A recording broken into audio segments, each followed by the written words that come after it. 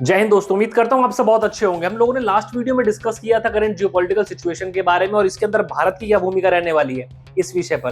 कैसे अमेरिका कोई भी कसर नहीं छोड़ रहा है भारत के ऊपर अपना डोमिनेंस दिखाने की, फिर चाहे वो भारत पर टैरिफ लगाने की बात हो या फिर पाकिस्तान के समर्थन में बयान देने की बात हो।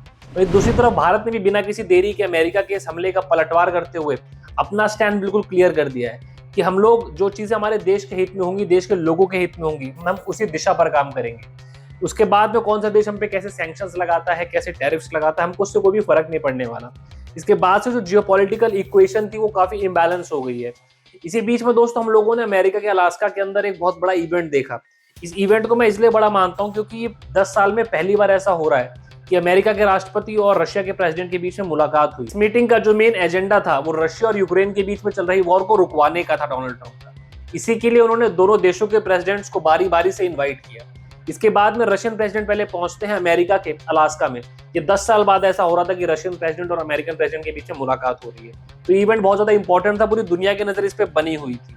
तो जैसे ही व्लादिमीर पुतिन लैंड करते हैं अलास्का में, वहां पर कुछ अनयूजुअल सा देखने को मिलता है जो कि जनरली हम लोग देखते हैं कि डिप्लोमेसी मीटिंग्स में नहीं होता है। जैसे व्लादिमीर पुतिन वहां पहुंचते हैं, वहां देखा जाता है कि उसी एयरपोर्ट पर कई सारे फाइटर जेट्स खड़े कर रखे थे अमेरिका ने। सिर्फ इतना ही नहीं बल्कि आसमान में B-2 बॉम्बर्स को भी उड़ाया गया। ये B-2 बॉम्बर्स वही जहाज हैं, ये वही फाइटर जेट्स हैं जिन्होंने ईरान की न्यूक्लियर फैसिलिटी को बर्बाद किया था।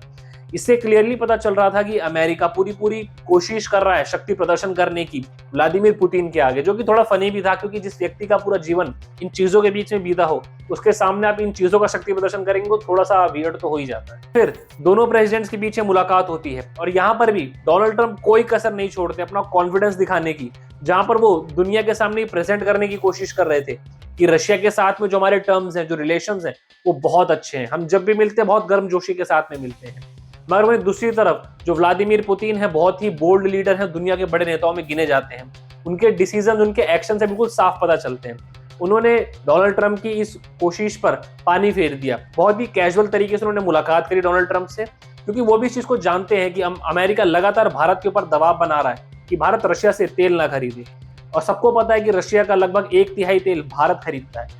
तो अगर ये डील रुक जाती है या ये डील रद्द होती है भारत और रशिया के बीच की, जिससे दोनों देशों पर बहुत ज्यादा फर्क पड़ेगा और जिसका सबसे बड़ा कारण अमेरिका ही है जो इस डील के बीच में आकर के खड़ा हो गया। इसीलिए व्लादिमीर पुतिन बहुत ही कैजुअल तरीके से डोनाल्ड ट्रंप से मिले और अपना मैसेज देने की कोशिश करी कि इस मीटिंग से हमें कुछ बहुत ज्यादा खास उम्मीदें हैं नहीं अमेरिका से। इसके बाद में दोनों नेता आगे जाकर के मीडिया के लोगों से मिलते हैं। वहां पर भी जो मीडिया मौजूद था यूएस का, उन्होंने भी व्लादिमीर पुतिन को घेरने की कोशिश करी यूक्रेन के मुद्दे पर। उन्होंने सवाल पूछा कि कब तक यूक्रेन के सिविलियंस ऐसे ही मारे जाएंगे रशिया द्वारा। Mr. Putin, did you underestimate Ukraine? President Putin, will you stop killing civilians? President Putin, how can the US trust your word?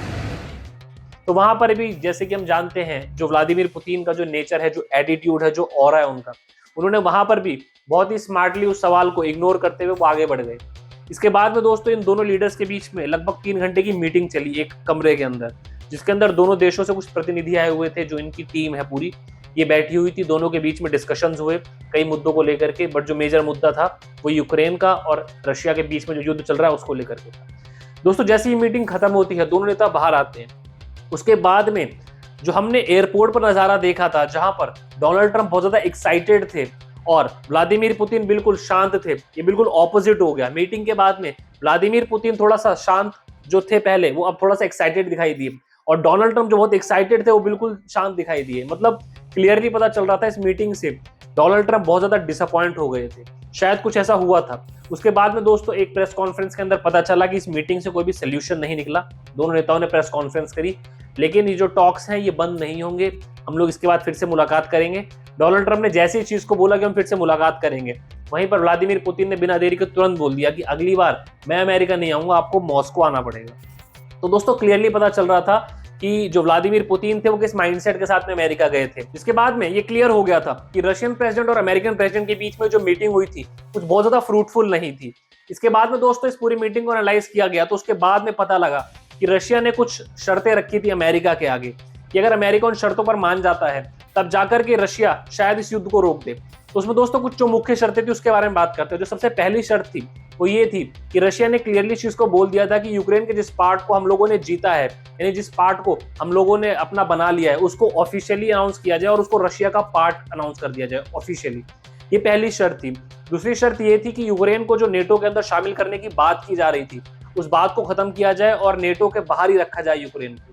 इसके अलावा तीसरी शर्त ये थी कि जो यूक्रेन के साथ में युद्ध के दौरान व्लादिमीर पुतिन के ऊपर जो इंटरनेशनल कोर्ट में चार्जेस लगे हैं, उन सभी चार्जेस को हटाया जाए। तो ये 3 मुख्य शर्तें थी जिसको लेकर के अमेरिका बहुत ज्यादा परेशान हो गया, क्योंकि इन शर्तों को अगर मान लेता है अमेरिका तो वेस्टर्न कंट्रीज के साथ में एक बहुत बड़ा डिस्प्यूट हो सकता है अमेरिका का, जो कि अपने आप में अमेरिका बिल्कुल भी नहीं चाहता। तो जिस मीटिंग के दम पर डोनाल्ड ट्रंप दुनिया में अपनी वाहवाही कराना चाह रहे थे, उस पूरी मीटिंग के ऊपर व्लादिमीर पुतिन ने पानी फेर दिया। उन्होंने अपने इंटेंशंस क्लियर कर दिए थे और ये मीटिंग बहुत ही कैजुअल तरीके से की गई रशिया द्वारा। मीटिंग के बाद से दुनिया भर के बाकी देशों पर भी काफी ज्यादा प्रभाव पड़ा है। आपकी जानकारी के लिए आपको बताना चाहेंगे, व्लादिमीर पुतिन जब मुलाकात करके वापस रशिया पहुंचते हैं, उसके बाद में उन्होंने एक दिन के बाद में भारत के प्रधानमंत्री नरेंद्र मोदी जी से फोन पर बात करी और इस मीटिंग के बारे में विस्तार से चर्चा करी, जो कि अपने आप में एक बहुत ही बड़ी चीज है भारत के लिए। और इससे क्लियर मैसेज जा रहा है यूनाइटेड स्टेट्स को भी और बाकी देशों को भी, जो भारत की घेराबंदी करने की तैयारी कर रहे हैं, कि रशिया ने अपनी दोस्ती का जो फर्ज है वो यहाँ पर निभाया, जो कि बहुत जरूरी भी था भारत के लिए, क्योंकि भारत ने रशिया के साथ जो अपने रिश्ते बनाए हुए इतने सालों से, उसको बचाते हुए अमेरिका की खिलाफत ले ली। तो ये समय था कि रशिया भी भारत के प्रति जो अपनी लॉयल्टी है उसको प्रूव कर दे, और उन्होंने बिल्कुल प्रूव किया। डोनाल्ड ट्रंप की किरकिरी करते हुए उन्होंने भारत के प्रधानमंत्री नरेंद्र मोदी जी को फोन किया और इस पूरी की पूरी मीटिंग के बारे में विस्तार से जानकारी दी। कुछ समय के बाद में रशिया के प्रेसिडेंट व्लादिमीर पुतिन का भारत का दौरा लगा हुआ है, और इसी दौरान भारत के प्रधानमंत्री श्री नरेंद्र मोदी जी चाइना जाकर के चाइना के राष्ट्रपति जिनपिंग से मुलाकात करेंगे। और इस दौरान दोस्तों भारत और चाइना के बीच में आपको बताना चाहूंगा, लगातार मीटिंग्स का दौर जारी है। भारत और चाइना के बीच में लगातार फ्लाइट स्टार्ट कर दी गई हैं, ट्रेड को लेकर के भी बात चल रही है, कई चीजों पर सहमति बन चुकी है। तो दोस्तों दुनिया के अंदर इस समय जो घट रहा है, उससे एक चीज तो बहुत साफ पता चल रही है कि भारत और चाइना को साथ लाने के लिए रशिया एक बहुत बड़ा रोल प्ले कर रहा है। और हर कोई इस बात को जानता है कि भारत, रशिया और चाइना अगर एक साथ आ जाते हैं तो वेस्टर्न कंट्रीज की नींद उड़ जाएगी।